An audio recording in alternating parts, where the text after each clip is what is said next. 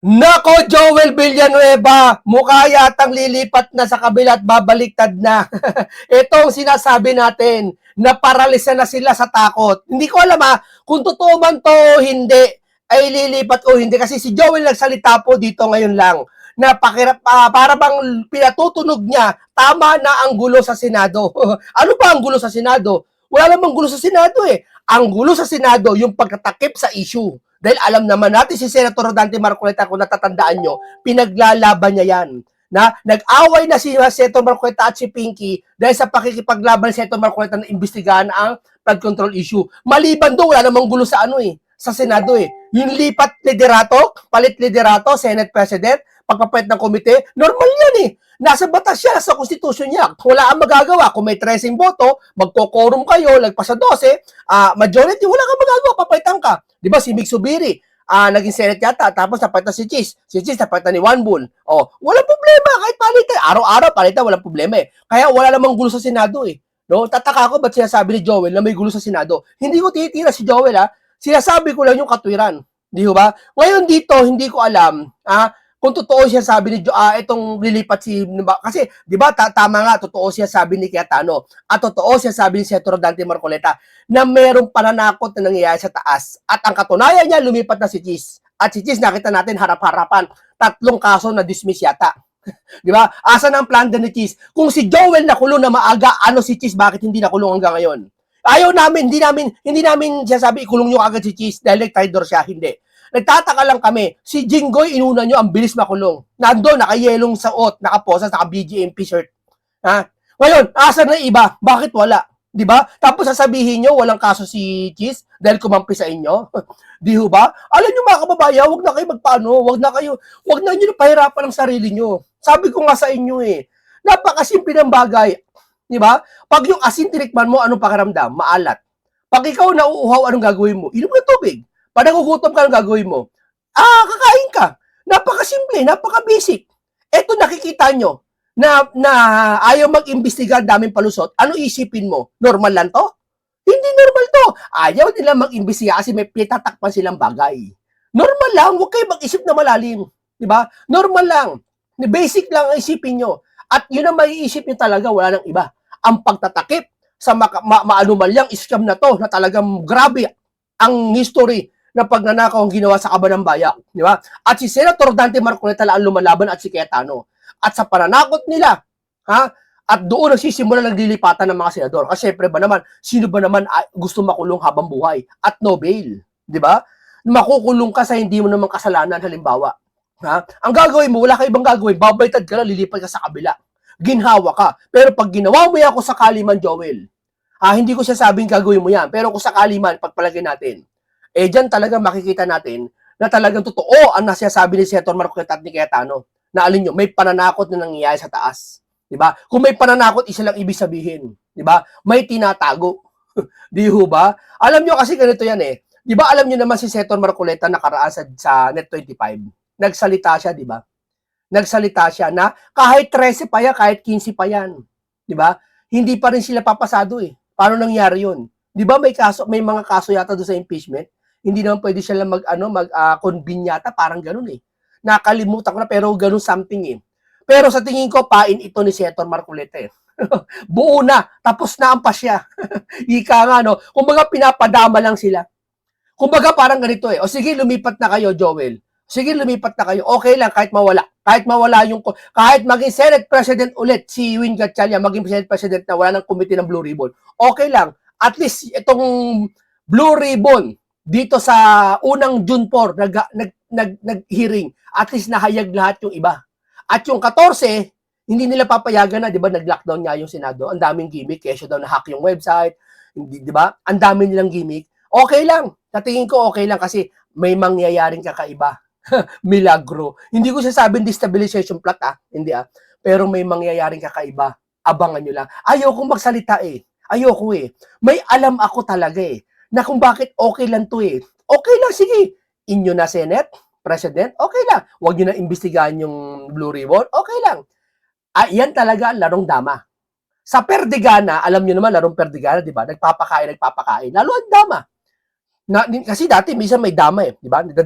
Tansan pa alam mo yung tansan? Nagdadama kami minsan eh. Yung kalaban ko, pinapakain niya lahat ng pyesa niya. Sabi ko, larong dama to ha. Oo, yung huling pagkain niya, isang atake niya, ubus lahat ako eh. Ganun gagawin si Senator Marcoleta. Uubusin niya at lilitaw ang big fish. Ito, pagbibigyan ko ng date. Ha? Ayoko muna magsalita pero hindi ko ayoko sabihin sigurado to pero magbibigay lang ako ng date. Mga wala pang 3 linggo, 2 linggo na lang. Lilitaw na ang big fish. Hindi na kailangan. Wala namang gulo eh. Sabi ni Senator Joel Villanueva, may gulo sa Senado. Walang gulo sa Senado. Walang gulo. Sir Villanueva, ayon kasi sa speech niya, mamaya marinig nyo, no? Tama na daw ang gulo sa Senado. Unang-una, walang gulo sa Senado. Kung natatandaan nyo, si Senator Dante Marcoleta, inagaw sa kanya ang komite, wala namang gulo. Di ba? At normal na naman talaga nag-aagawan ng posisyon. Diyan, kasi nasa batas naman yan, nasa demokrasyang bansa tayo. Yan ang katotohanan na nabuhay ang demokrasya. Kung ayaw mo sa isang colleague mo, bumoto kayo ng 13, lamang kayo, o gawin mo Senate President kung sino man. Walang problema. Kaso dito, ang magulo, yung ayaw gumagawa sila labag sa batas, katulad ng Quorum 12, para mapagtakpan lang ang totoong issue sa flood control. Yan ang totoong gulo, Senator Joel. At kung sakaling lumipat ka man sa kabila, pumanig ka, isa lang ibig sabihin, yung sinasabi mo na ayaw mo ng gulo, lumipat ka doon sa magulo. Dahil yung magulo, pinagtatakpan yung flood control issue. Di ba? O ito, pakinggan natin si Senator Joel at ito muna ang isang banateros, makikita nyo. Baliktad na ata. So ito, panoorin niyo yung video. The Senate staff should not be caught in the middle of this political fight. Hindi po pwedeng puro away na lang. Bilang mga lingkod bayan, prioridad po natin. Dapat ang siguruhin na patuloy na nagtatrabaho ang bawat isa sa atin, lalo na ang Senado. Sir, tatawahin kita, medyo nag-iba tono mo na kasi. Pero okay lang yan. Ako tatingin ko, sinasadya ni Senator Marcoleta na okay lang lumipat ka. Di ba si Cheese okay lang lumipat? Kasi doon pa lang sa si Senator Marcoleta, marami nang hinain na patibong. Sa umpisa pa lang. Doon pa lang bago mag-Senate hearing at hindi sila po, di ba una nag-walk out yung mga Quorum 12, yung 2011 nag-walk out. Di ba? Nag-walk out sila, doon pala naghain na at naglatag na ng patibong sila Senator Marcoleta at kumakagat na yung mga yun. Di ba? Tapos hindi sila dumalo sa Senate ng 3 araw, di ba? Tapos bigla silang nag-June po nag-hearing. Pinatawag ang 18 bali sila Senator Marcoleta, di ba? Doon pa lang tagumpay na sila Senator Marcoleta. Di ba? At okay lang, siguro sa akin lang palagay, ha? Eto, tingin ko, sinasadya ni Senator Marcoleta na lumipat si Joel eh. O lumipat ka na. Wala nang problema. No bearing na yan. Bakit? Sabi ko sa inyo, 2 linggo na lang, makikita natin ang big fish. Abangan nyo siya, sabi ko. Isa lang sasabihin nyo, bakit yung baga to si Munting Kaalaman? Lagi na lang pa blind item. Anong 2 linggo sinasabi niya? Naagaw na nga ang Senate. Abangan nyo. Sasabihin nyo, dun sa 2 linggo o 3 linggo, tama pala si Munting Kaalaman. Ang galing ni Munting Kaalaman, tama pala. Dahil sa 2 linggo o iligit pa, mahuhuli na ang big fish. Dahil sa patibong, sa pain na nilatag ni Senator Marcoleta, sa isang pamingwit ng malaking isda na hindi mo kayang ilagan. Sigurado mapipingwit ka ni Senator Marcoleta. Kaya okay lang, Joel. Kung sakali man tatrader tayo, lumipat ka na kung gusto mo. Karapatan mo yan. Pero titi ako sa'yo, pag huli ng malaking isda, Sir Joel, kahihiyan mo ang gagawin mong paglipat. Kung sakali lang kung lilipat ka, hindi kita inaatake dahil lumilipat ka. Pero kung sakali lang, dahil malas, kung sakali lumipat na sila, mga iba pang senador, mahuhuli ang isda, mahahayag ang totoo. Sorry. Di ba? Hindi ka nakasama sa pag-aani. Ganun lang yon, no? Kumbaga, napaghulihan ka dahil ng balita. Siguro, ewan ko, di ba? Kasi, napangibabaw sa inyo ang takot na tinatakot kayo, baka makulong kayo. Nagtataka nga ako, di ba, kay Cheese, na napawalang bisa yung kaso niya na-dismiss yung 3 kaso niya O, tuloy natin. Para po sa ating mga kababayan. Sa pagkakataon po na magkaroon ng special session, tutuparin po natin ang ating sagradong tungkulin sa ilalim ng ating saligang batas. We will be there. Una po, maghahain tayo ng resolusyon para matiyak na may sapat na pondo para sa relief, rehabilitation at muling pagbangon ng mga lugar na tinamaan ng lindol sa parte ng Mindanao. Kailangan pong malaman agad ng mga ahensya kung ano nga po ba at gaano kalaking tulong ang kailangan ng bawat komunidad at pamilyang Pilipino. Pangalawa, isusulong po natin ang mga pinakakailangang mga panukalang batas, lalo na po yung mga panukalang nasa huli na at ikatlong pagbasa. Ikatlo, bibigyan katiyakan po natin ang ating mga kapwa lingkod bayan na naghihintay ng confirmation ng kanilang mga appointment. Ibig sabihin, sir, ngayon ka lang nagising? Imposible. Ibig mo sabihin, ngayon ka lang kikilos? Dapat, sir, kung talagang sinasabi mo na wala tayong kikilingan at tama na ang gulo sa Senado, dapat noon pa lang kumilos ka na, hindi ngayon lang. Bakit nag-iba tono mo, sir? Hindi, medyo kasawayin kita. Wala akong pakialam kung nasa Cayetano Black ka o ano ka. Kasi yung sinasabi mo parang may mali sa sitwasyon eh. Hindi tugma sa nangyayari ngayon. Bakit ngayon ka lang magsasalita? Bakit ngayon ka lang magkikilos? Pwede ka naman kumilos na akarampa. Ba't mo sinasabi ngayon yan? Bakit tama na? Di ba na paghahalataan na parang bumabaliktad ka na, nag-iba na tono mo, o nasabihan ka na, natakot ka na? Sasabi, hindi, totoo lang, sir. Kasi hindi tugma sinasabi mo eh. Ano sinasabi mo na kikilos ka na? Eh, natural naman, senador ka, dapat kumilos ka eh. Kailangan gumawa ka ng mga resolution eh, at batas eh. Natural naman, ba't mo sinasabi ngayon yan? Ibig ko palang sabihin, sir, iba ka noon, iba ka dati, iba ka ngayon, at nag-iba ka na ngayon bigla. Nakapagtataka. Kahapon, isang araw, nakarambon, di ka naman ganyan. Ba't ngayon ganyan ka na? Bakit nagising ka na ba, sir? O, palagay natin, nagising ka na sa Cayetano Black at sinasabi mo, then uunahan ko na siya, kung sakali lang ha, sinasabi ko sa kanya to kung sakaling babalitad siya. Pero kung hindi naman, okay, walang problema. Kasi sir, ganito problema eh. Pag kayo pumunta dyan sa majority block, kaya hindi, dyan sa one bull block na yan, kaya Gatchalian Block, isa lang ang pinatutunayan mo. Kasama ka, pabor ka sa pagtatakip sa nangyayaring flood control issue. O maliban na lang, kasama ka sa mali-maleta. Kaya gusto mo pagtakpan. Diba? Diyan, yan ang nakikita namin. Ayaw namin mag-isip sa'yo, laban sa'yo, Senator Joel. Ayaw namin mag-isip. Pero kung sakali nagsasalita ka ng ganyan, hindi ka nga lilipat, pero yung salita mo may hugis. Wala pa naman siyang pahayag na lilipat, tono pa lang nalilipat. Pero doon pa sa pananalita mo, sir, masakit na. Ano siya sabi mo? Magulo sa Senado. Alam mo kung ano pinagsimula ng gulo sa Senado. At alam mo kung bakit sinugod yun sa Senado noong nakaraan. Nandun pa si Bato at nagka-brownout at nagpuputukan. Alam mo yan, nandun ka sa kumpulan na yon. Alam mo kung sino. Tapos ngayon nilipat ka. Alam mo kung bakit si Bato nagpakita kahit isinang alang-alang niya na dadalhin siya sa dahig. At dahil lang sa under control ng Senado, hindi siya nadala. Alam mo, sakripisyo ng mga kapwa mo, senador. At alam mo, sakripisyo ng taong bayan, naghihintay ng kasagutan. Doon sa matagal ng pinatatakpan ni Pinky na flood control issue na ay hindi matuloy-tuloy ang investigasyon. Alam mo lahat yan, sir. Alam mo lahat yan. Kaya kung sakaling lilipat ka, sir, sana alam mo din yung kalagayan mo kung harap-harapan mo kaming ginaganito. Dahil sa takot. Ayaw namin mag-isip ng dahil sa takot nilipat ka. Ayaw namin iniisip dahil sabi mo nga, nilipat ka dahil tama na magulo sa Senado. Tama na, magsimula na tayo, parang ganon. Hindi kami naniniwala. Lilipat ka at doon kami dinadala ng sitwasyon at ang nagkukwento sa amin yung pagkakataon na kung saan kaya ka lilipat dahil natatakot ka. Kung lilipat ka, sinasabi ko lang lahat ito kung lilipat ka. Tama ho ba? Hindi, totoo lang. Hindi ako galit sa kanya kung ba't siya lilipat.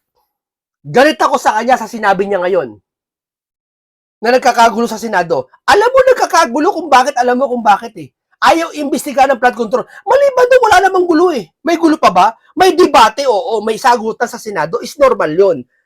Normal yung mga tatawag na interpellation, yung mga, alam mo, yung i-interpellate mo yung kapwa mo senador, didebate kayo, paglalabanan yung isang motion, okay yun, normal yun. Pero yung gulo sa sinasabi mo, ano yung gulo sa sinasabi mo? Walang gulo. Ang gulo, yung pinagtatakpan yung issue at doon, maaari bakal doon ka sumama. Dahil sa takot. Lalo na po ang mga opisyal ng ating sandatahang lakas. Mga kapwa kong manggagawa sa ubasan ng Panginoon. Ubasan ng Panginoon? Sa ubasan ng Panginoon, nandoon kung saan nagpupulong na matahimik. At walang traidoran doon. Hindi po ito panahon ng kampihan. Sir, ano hindi panahon ng kampihan? Panahon ito ng kampihan. Tingin mo, doon pala mali na eh. Hindi ito panahon ng kampihan. Sir, panahon ito ng kampihan dahil isang trilyon na nawala. Ibig yung palang sabihin, may nawalang trilyon, kakampi ka doon? Ay, ito, sabihin natin, sige, palagay natin. Mali yung sinasabi ni Joel eh. Pasensya na, nasa Cayetano Black pa rin siya, pero sasawayin kita. Sasabihin niya, dito ka panahon ng kampihan, halatang politiko na salita mo eh.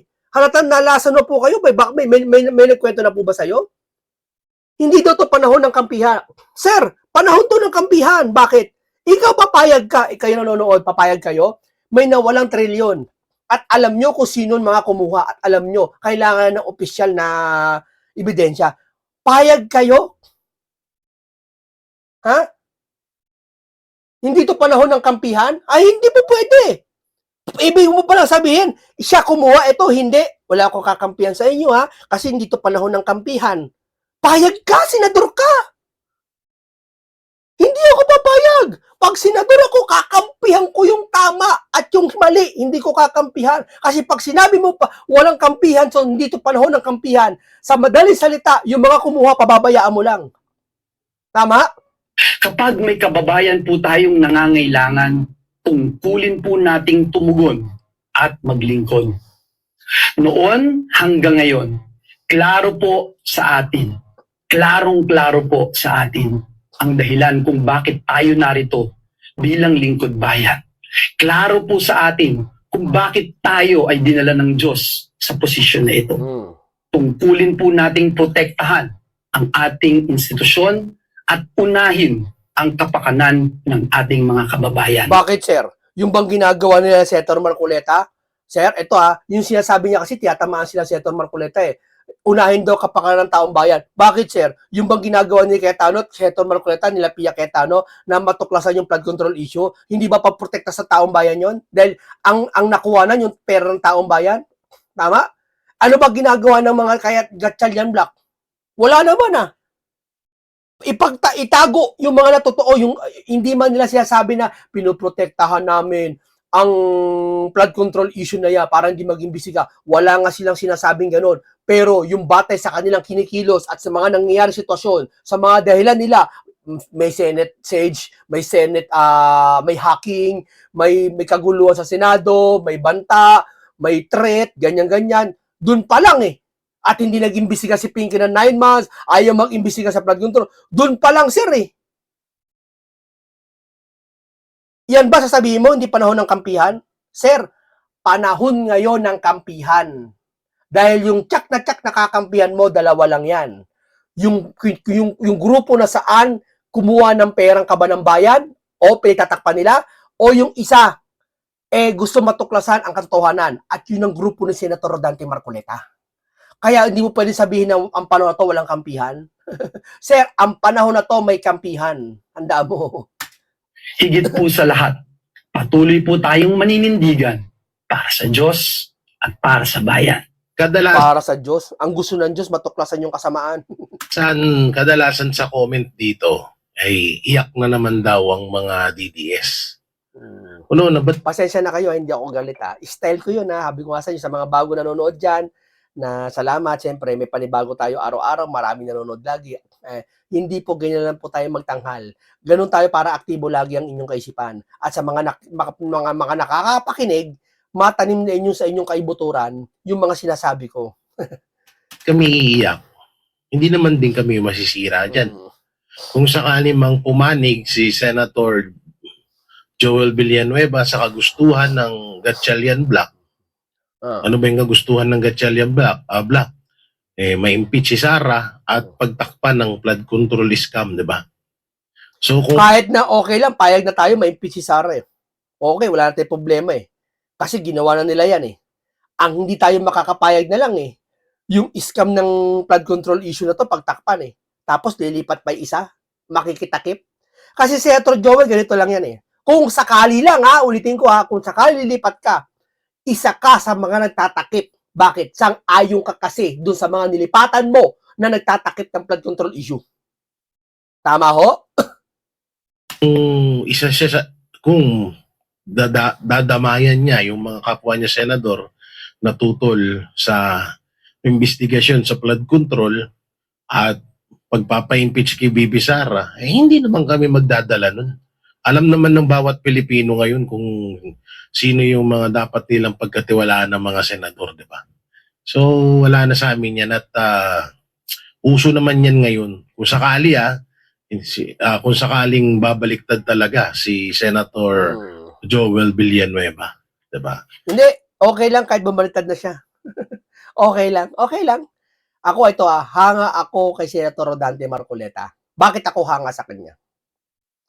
Hindi ko naman siya lubos na kilala, hindi ko naman siya araw-araw nakakasama ko siya ilang beses lang. Nasa opisina, dun sa headquarters nila dati. Pero ba't ako hanga sa kanya?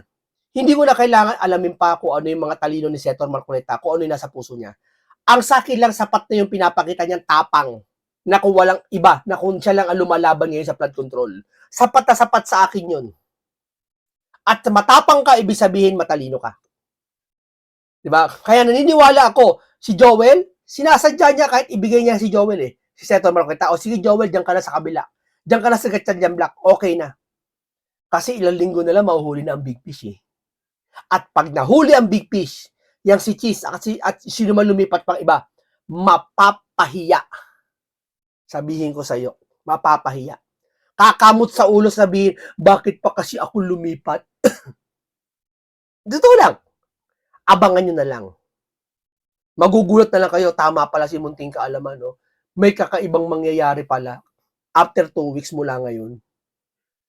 Hindi destabilization plot to, Hindi to kaguluhan, Utak ito nila Dante Marcoleta.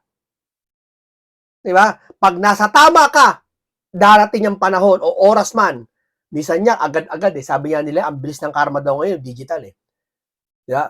Di naman tayo naniniwala sa karma Naniniwala tayo dun saan yung katwiran lilitaw. Kasi sabi sa Biblia, lilitaw-lilitaw ang katotohanan Kaya ito, lilitaw ang katotohanan. After 2 weeks, maniniwala ako, lilitaw ang katotohanan at lilitaw ang big fish. So, alam naman na natin ngayon. Kaya minsan ko yan yung nangyari kay Cheese, at mangyayari pa sa ibang mga senador na babaliktad. Naiintindihan ko yan kasi, syempre, takot sila. Takot silang makasuhan, takot silang gipitin. Alam mo, ang isa lang sa pinakahangang-hanga ako hanggang ngayon, isa sa mga matatapang talaga. Alam niyo yung si Pastor Apollo Kibuloy. Tingnan niyo talagang pinanindigan niya ang pagiging kaibigan niya sa mga Duterte at talagang hindi siya nagpasilaw sa mga offer at hindi siya nagpatinag sa mga panggigipit sa kanya, 'di ba? So, bilang na lang sa daliri natin ngayon yung may mga ganyang prinsipyo, no? Na hindi kayang bilhin ng kahit anong offer sa iyo. Hindi kayang ipagpalit ang isang kaibigan. Yan talaga isa sa mga kinakabiliban ko. So, hindi na rin bago kung sakaling may sumunod pa kay Cheese, kay Joel, at sa iba pa, no? So, hindi na bago yan sa amin. At alam naman ng taas at alam naman na ng lahat kung ano talaga yung tama at mali at kung sino ba talaga yung mga dapat pagkatiwalaan ng mga senador ngayon sa bansang Pilipinas. Ito lang sabihin ko sa inyo. Okay lang kahit lumipat na si Joel. Kahit gusto mo, lipatan lahat Ang matira lang, sigurado matitira kasi dyan si Bongo, Robin. Bongo, Robin, itong si Marcoleta. Matitira yung mga Amy Marcos. Gusto mo lumipat na lahat kay Gatchalian Block Lipat na lahat. Partida na. Partida na ni Senator Dante Marcoleta. Bakit? Sa tapang niya, sa tapang ng dalawa ni Cayetano, huli na ang big fish maniwala kayo. Ayaw niyo maniwala kasi hindi pa naman ako nagsasabi ng buo Pero, abangan nyo na lang. 1 or 2 weeks. Sabi niya doon sa isang restaurant kahapon pala, umorder ako sa isang restaurant. Hindi ko sabihin ko ano pangalan. Nag-order ako ng burger, saka spaghetti, saka chicken. Sabi ko, pa-order niya po sa with pineapple juice. Sabi niya, sir, 15 to 20 minutes. Huh? Ang tagal naman. Ang sabi sa akin ng cashier, hindi sir, ano lang yun, expect ano lang yun, parang expect ano lang yun, kumbaga, estimated lang yun. Baka mas maaga doon. 15 to 20 minutes? Sige. Nagugutom na kami. Eh, kasi kanya-kanya order eh. Di, umupo na ako. May number. Aba, wala pang 3 minuto, andiyan na. Sabi ko tuloy doon sa nagdala, oh, akala ko ba 15 to 20 minutes, bakit 3 minuto, wala pa. Ay, wala pa, andiyan na yung pagkain. Hindi sir, mabilis nagluto eh. Nagulat ako eh. Ganon din sila ngayon magugulat. 2 to 3 weeks na lang, big fish na mahuhuli. Baka wala pang 2 weeks, magulat kayo eh. kuha nyo ko. Mabilis ang proseso. Oo, di ba? Sapat na yun. Kahit lumipat ka na. Baka nga itong paglipat ni Joel, dalawa lang. Ito hindi ko alam. Kung lumipat si Joel, okay lang. Pero baka naman kaya lumipat si Joel, ispain lang. Di ba? Pinain siya ni Senator. Pero hindi naman gagawin ni Joel yon. Magiging pamato siya. Yeah. Maligayang araw ng kalayaan, Pilipinas. Ngayong araw po, pinagdiriwang po natin po ni Presidente Aguinaldo ang watawat ng Pilipinas para po ideklara na tayo po ay isang republika ng Pilipinas. Bagaman tayo po ay talagang naunang republika sa buong Asya, nakalulungkot po ngayon ang estado ng ating demokrasya sa Pilipinas. Numero 1, tayo lang po ang bansa na naging kauna-unang malayang bansa na pinamumunuan ngayon po ng isang adik. Hindi na po magkakailayan. Hindi po natin inaasahan na aamin ang Pangulo na siya ay adik, pero ito naman ho ay pinatunayan na. Hindi lang po ng pulboronic video na nakita nating lahat, kung hindi na sariling panganay na kapatid ng ating presidente na isang senadora, si Amy Marcos. Bukod pa po rito, tayo po ngayon ay usap-usapan sa buong daigdig bilang nangunguna pagdating sa korupsyon. Ibang klase po ang korupsyon na bumabalot sa ating bansa dahil di gaya ng korupsyon sa ibang lugar ng mga mundo, ang korupsyon sa Pilipinas po nagdusa ng kamatayan sa napakadaming mga mahihirap na ating mga kababayan dahil ang kanilang kinurakot po ay pondo na nakalaan sana para sa mga flood control projects para po maibsan ang kahirapan o maiwasan ang pagkamatay ng napakarami nating mga kababayan. Bukod pa po rito, tayo po ngayon nagdidiwang ng Araw ng Kalayaan. Samantalang ang ating Pangulong Bangag, talaga naman pong pilit tayong binibitbit at tinutulak sa kuko ng digmaan sa paggamit. Huwag kayong mag-alala. Sabi ko nga sa inyo, walang ibang lumalaban ngayon si Senator Dante Marcoleta lang at si Cayetano. Si Amy pasundot-sundot lang. Yeah. Tandaan nyo, mahayag ang katotohanan, malapit na. Sabi niya sa Biblia, mga nasa nga pintuan na nga. Malapit na ang paghuhukom. Hindi kaguluhan, hindi destabilization, gamit ang talino at utak at kapangyarihan ng katwiran ng ating teritoryo sa mga dayuhan. Kaya pansin nyo, hindi nag-aalala si Cayetano. Nakita nyo? Nag-live siya, hindi nag-aalala. Okay lang kahit malipat. Si Marcoleta hindi nag-aalala. Walang problema. Tahimik ang karagatan.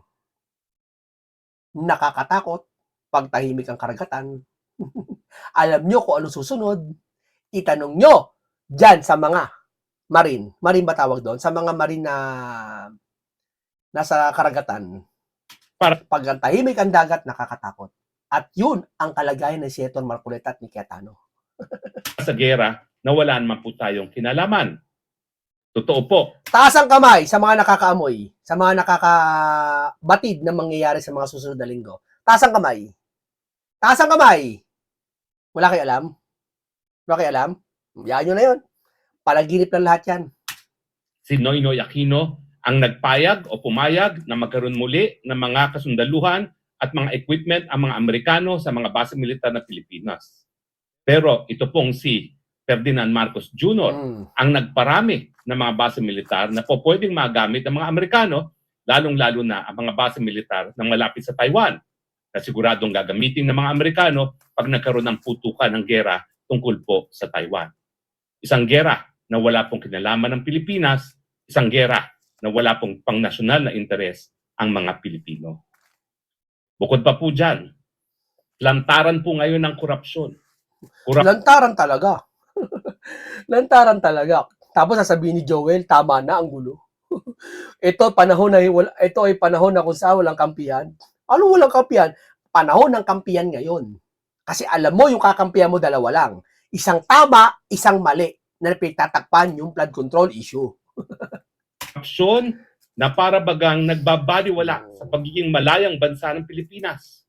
Dahil ang Pilipinas ngayon, bagamat trilyones ang nawawala sa korupsyon, napakataas po ng hanay ng mga Pilipino na nakakaramdam ng pagkagutom. Para kiba ang kalayaan kung gutom naman ang mga kababayan natin. Lahat po ito ay nangyayari sa kabila ng katotohanan na pati po ang kalayaan natin ngayon ay pilit na sinusupil. Tayo po ngayon ay nasa ilalim ng undeclared martial law.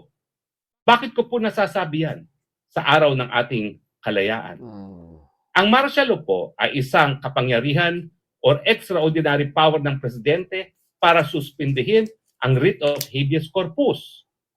Ang writ of habeas corpus po ay isang sandata para magaransya ang kalayaan laban sa mga pagkakakulong na walang sapat na legal na basihan. Pero nakikita po natin ngayon na ang martial law ay nakakamit maski walang suspensyon ng writ of habeas corpus dahil sa mga tanim na kaso na sinasampa ng administrasyon nito sa mga kalaban niya. Nandyan po ang kaso na tanim kaso laban kay Pastor Apollo Kibuloy at laban sa akin. Ang tanim kaso, syndicated human trafficking, no bail recommended. Nandyan din po ang mga kasong cyber libel na isinasampa sa lahat ng mga kalaban ng administrasyon. Cyber libel, laban kay Maharlika, cyber libel, laban kay Chavit Singson, cyber libel, laban sa mga vloggers na talaga... Hindi mo wala kakampi? Ang kakampi sila lang? Yung mga vlogger ng loyalista, kung siraan si Sara, kung fake news si Setor Marcoleta, kung siraan ang reliyon nila Setor Marcoleta, ganun-ganun na lang? Walang kaso? Mampung tumataligsa Ano to? Nagkataon na naman lahat? at Kamababayan, gumising kayo sa katotohanan. Gumising kayo. nagbibigay kritismo Pero di bale. Di bale.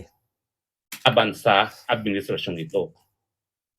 Kung ang martial law ay extraordinary power dahil ito po ay sinususpinde ang karapatan ng kalayaan kapag sinampahan ng kaso, ganyan din pong epekto ngayon ng ginagawa ng administrasyon sa pagsasampa ng mga non-bailable cases.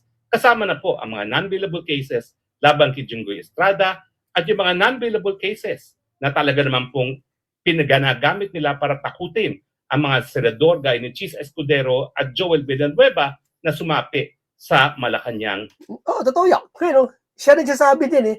Pati ibang senador eh. At ibang mga mga ibang source eh, na si Joel, kinakausap na ng Malacanang. At ito nagsalita na nga siya, baka kinausap na. Baka tapos na ang deal. Kahit si Senator Rodante Marcoleta lang ang matira. Bakit ba lagi mong tingkaalaman si Senator Marcoleta ang inaano mo? Si Senator Marcoleta lang ang lumalaban nga ng iba eh. Meron pa ba? Wala na eh. Kaya tanong oo. Kahit si Senator Marcoleta lang ang natira. Panalo. Tayo dito mga kababayan. Kapit lang. Konting panahon na lang mga kababayan. Lalabas na ang big fish. Okay, magano lahat. Senate. Wala pong pagkakaiba ang pagsuspinde ng writ of habeas corpus sa nangyayari ngayon dahil ang mga tanim kaso na non-bailable o di naman kaya ang cyber libel na isinisimpe bago pa mag-weekend para masiguradong makatulog sa kulungan ang mga dinidemanda ng cyber libel, yan po ay kaparehong epekto. Sumusupil sa malayang pananalita, sumusupil sa kalayaan ng pag-iisip. Okay, maraming salamat po sa inyo. Hanggang dito lang po tayo. Ito ay yung iba tsorya ko na siya sabi. Sabihin natin tsorya lang, baka matulugan eh. Baka matiktikan eh. Pero niniwala ako, sinasadya na ni Dante na okay lang. Na sige, lumipat ka na, Joel. Lumipat ka na sa kabila. Pinapadama lang kayo. At sa paglarong ito, tiyak ko kung saan panalo si Senator Marcoleta. Huwag kayong mag-alala mga kababayan. Ipagpalagay nyo na si Joel lumipat na at iba pa lumipat na. Isa lang tinitiyak ko, kahit sa kanila ang Senate President, si Gatchalian ang Senate President, huwag na nila imbestigahan ng Blue Ribbon, pati yung 14 Maris okay lang. Dahil po, may nakareserbang plano ang si Marcoleta at hindi maubusan yan. Tiyak natin yan. Tiyak natin yan. Tiyak ko! Kahapon lang, nag-meeting kami. Nag-meeting tungkol doon sa bagay na hindi destabilization to ha, hindi destabilization plot to ha, bawal yan, masama yan. Ha? Dito, tungkol lang to na kung saan mahuhuli yung big fish. Kaya Junior, maging masaya ka na. Bakit? Yung plano mo na sinasabi mo mahiya naman kayo, eto na, tinutupad na ni Senator Marcoleta, mahuhuli na natin ang big fish, Junior, mahuhuli na natin, huwag kang mag-alala, tutulungan ka namin bilang presidente, uhuli natin ang big fish. Di ba? Kahit alam namin yung mga loyalista mo, galit sa kay Marcoleta, hinuhuli ang big fish, samantalang ikaw nagpasimula, okay lang sa amin yun. Pero may good news kami, mahuhuli na natin ang big fish. Okay, maraming salamat. Isang makabuluhan talakayan naman ang aking hatid sa inyo. Isang komentaryong punong-puno ng karunungan at kaalaman na naman ang aking hatid sa inyo. Maraming salamat. Ingat lagi kayo. Paalam sa inyong lahat.